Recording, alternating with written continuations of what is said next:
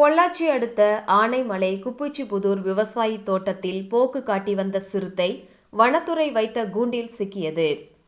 பொள்ளாச்சி அடுத்த ஆனைமலை குப்புச்சிபுதூர் மேட்டுப்பதி அருகே தனியார் தோட்டம் பகுதியில் சிறுத்தை நடமாட்டம் இருப்பதை சிசிடிவி மூலம் பார்த்த விவசாயி அதிர்ச்சி அடைந்து உடனடியாக வனத்துறையினருக்கு தகவல் கொடுத்தனர்.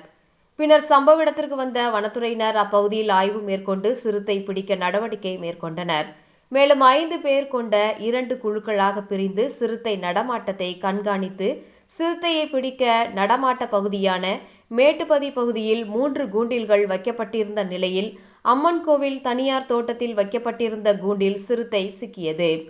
கடந்த அக்டோபர் 25 முதல் கால்நடைகளை தாக்கிக் கொண்டிருந்த சிறுத்தை பிடிக்கப்பட்டுள்ளதால் போத்தமடை குப்புச்சிபுதூர் பகுதி மக்கள் நிம்மதியடைந்துள்ளனர்.